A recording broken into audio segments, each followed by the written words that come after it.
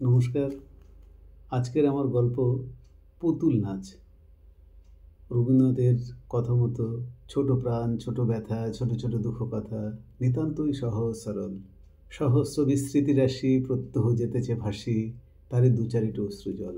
নাহি বর্ণনার ছটা, নাহি ঘটনার ঘন ঘটা, নাহি তত্ত্ব নাহি উপদেশ। অন্তর অতৃপ্ত রবে, সাঙ্গ করি মনে হবে, শেষ হয়ে হইল না শেষ। তেমনই একটা ছোট্ট জীবন নিয়ে লেখা আমার এই গল্প পুতুল নাচ। আমাদের প্রত্যেকের জীবনে এমন সব এক একটা ছোট ছোট ঘটনা ঘটে যেগুলো আমাদের সারা জীবন মনে থেকে যায়। সেরকম একটা ছোট প্রাণ নিয়ে ছোট ঘটনা, পুতুল নাচ। নিভা জানলাটার দিকে তাকাতেই দেখে দুটো ছোট ছোট হাত, কালো ছোপ ছোপে, তার দিকে বাড়ানো আছে। মুখটা দেখা যাচ্ছে না ঠিক করে, এমনভাবে ঘুরে আছে সে। কে রে ওখানে, এদিকে আয়। লাজুকের স্বরে উত্তর এলো, আমি চাঁদনি। জানলা দিয়ে হাত বাড়িয়ে রেখেছিস কেন রে? কি চাস এখানে? চাঁদনি মাথাটা নিচু করে দরজার সামনে এসে দাঁড়ালো এবার। হাত দুটোকে সামনে বাড়িয়ে রেখেছে সে সমানে, একটানা। হাতের মুঠোতে কি রে? চাঁদনি হাত খুলে দেখালো, মুঠোর মধ্যে কিছু পয়সা এনেছে সে। পয়সা এনেছিস কেন রে? চাঁদনি মুখ না তুলেই বলল, আমার নখগুলোকে একটু সাজিয়ে দেবে, তুমি যেমনটি সাজাও। উমা, তুই সাজতে এসেছিস আমার কাছে? তা হাতে এসব কিসের দাগ রে? কালো ছোপ ছোপে এত। ও তো ময়লার দাগ দিদিমণি। আজকেও ময়লা তোলার পর হাত ধুয়েছি, কিন্তু ও দাগগুলো যাচ্ছে না। মা বলে ওটা নাকি আমাদের জন্মের দাগ। প্রতিটি মানুষের জীবনে এমন দু চারটে ঘটনা ঘটে যেটা সারা জীবন মনের কোণে কোথাও না কোথাও জমা হয়ে থাকে। সেটা সুখ কিংবা দুঃখের, আর মাঝে মাঝে স্মৃতির প্রকোষ্ঠ থেকে সেগুলো ভেসে উঠতে থাকে অজান্তে, একে একে। আজকের ঘটনাটা নিভার জীবনে তেমন একটা স্মৃতি ভরা ঘটনা। একটা 10-12 বছরের মেয়ে কালো ছোপ ছোপে দুটো হাত বাড়িয়ে তাকে বলছে, আমাকে সাজিয়ে দেবে যেমন করে তুমি সাজাও সকলকে। বাপ রে, এক ময়লা ওঠানো গরিব ঘরের মেয়ে, সেও আমার কাছে সাজতে চায়, নেল পালিশ লাগাতে চায় নখে। কীরকম অদ্ভুত ব্যাপারটা, একদম আলাদা রকম। রবি প্রকাশের সাথে ছাড়াছাড়ি হতেই বিউটিশিয়ানের কোর্সটা শেষ করে নেয় নিভা। পৃথিবীতে মানুষ নাকি নিজেকে সুন্দর দেখানোর জন্য সবচেয়ে বেশি পয়সা খরচ করতে পারে, তাও মনের ভিতর থেকে। নিজেকে ভালো দেখানোর শখ নাকি মানুষের জন্মাগত। তাই বিএ পাশ করে বাবার অমতে বিউটিশিয়ানের কোর্স করে নেয় নিভা। বাবা শহরতলির এক পোস্ট অফিসের পোস্টমাস্টার, বাবার ইচ্ছে মেয়ে স্কুলের টিচার বনুক। নিভা ঘুরিয়ে বলেছে বারবার, এসএসসির যা হাল, তাতে তোমার মনে হয় বাবা বিনা পয়সায় চাকরিটা পাওয়া যাবে? আর পয়সা হাজার নয়, আজকাল 15-20 লাখের কম নয়। পারবি দিতে বলো? পরেশবাবুর যুক্তিটা খারাপ লাগে না, তবুও বলে, সকলে তো আর পয়সা দিয়ে চাকরি পায় না মা। মেধার পরিশ্রম থাকলে প্রকৃতি সাপোর্ট করে, জেনে রাখিস। আমার চাকরিটার কথা ভাব, কি করে পেলাম আমি। ওর মা মিনতি বলে, যাই করিস নিভা, মনে রাখিস আলটিমেটলি স্বামীর রান্নাঘরেই তোর চাকরি বাঁধা। আর এটা শুধু তোর না, সব মেয়েদের। যাই হোক, রবি প্রকাশ পিছনে লেগেছিল ক্লাস 8 থেকে। ওর বাবার বড় বিজনেস, সিমেন্টের। ঘর মজবুত না হলে নাকি জীবন মজবুত হয় না কিছুতেই। কী সব ডায়লগ নিভা লেখে ডায়েরিতে বড় বড় করে।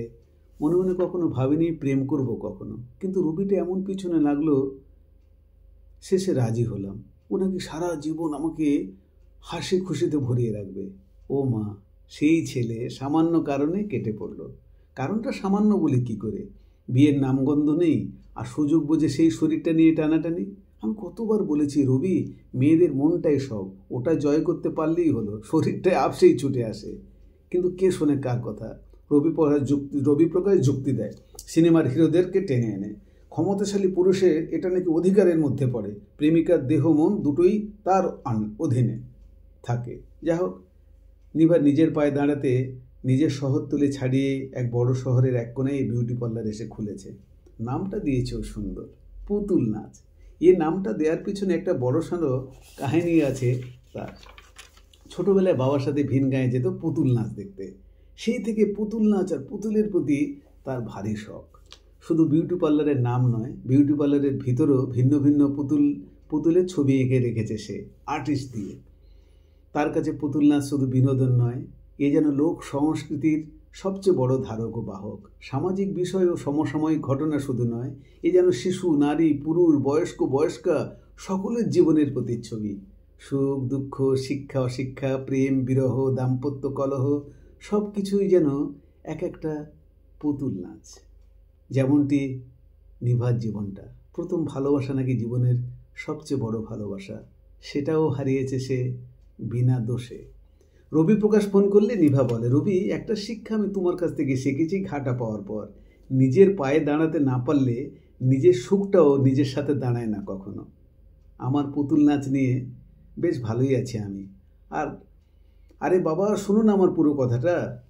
হ্যাঁ, কি বলছো বলো। এবছর প্ল্যান করেছি রাজস্থান থেকে পুতুল নাচের সবচেয়ে বড় আর্টিস্টকে এনে এবার আমাদের বাসন্তী পুজোয় নিয়ে এসে পুতুল নাচাবো। তুমি এসো কিন্তু। পুতুল নাচ করাবে? তো হঠাৎ পুতুল নাচের শখ এলো কোত্থেকে তোমার কাছ থেকে বলতে পারো। পুতুল নাচ যে এত বড় একটা শিল্প, তা তোমার কাছ থেকে তো শিখেছি বলতে পারো। এটা শুধু তোমার জন্যই মনে করো। হঠাৎ করে মনটা কেমন উদাস হয়ে ওঠে নিভার।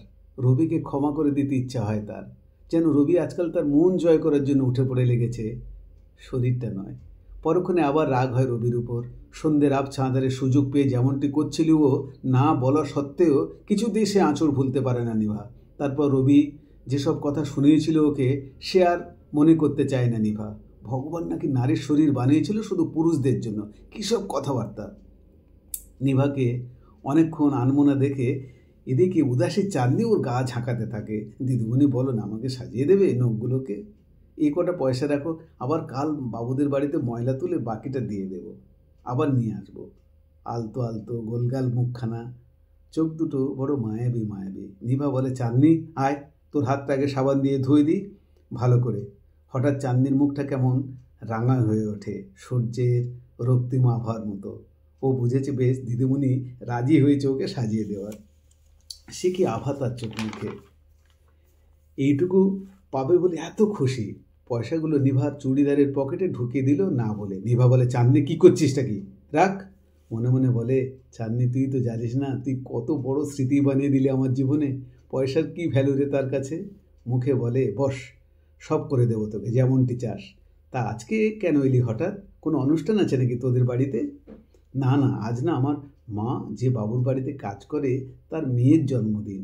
আমার বয়সী নাকি মেয়েটা, মা আমাকে নিয়ে যাবে বলেছে ওর জন্মদিনে। ও তাই, তাহলে তো আরও সুন্দর করে সাজিয়ে দিতে হবে তোকে। তা তোর ভালো ড্রেস কই? কেন, এটাই তো মা পরিয়ে দিয়েছে। নিবার মনটা কেমন হঠাৎ করে ঝাঁকি ওঠে। বারবার তার মনে হয় আমাদের এত এত থেকে তবুও কত নেই ভাব, আর যাদের কিছু নেই তাদের এতটা থাকে কি করে। তুরন্ত ব্লিঙ্কিট অর্ডার দিল নিভা। 12 বছরের মেয়ে ময়ূরী রঙের ফ্রক আর ম্যাচিং করা হেয়ার ব্যান্ড। ওমা, চাঁদনিকে এমন সুন্দর করে সাজিয়েছে নিভা, যেন চাঁদনি তার ছোটবেলার সেই ময়ূরীটি, যেটা নিভার ভালো নাম।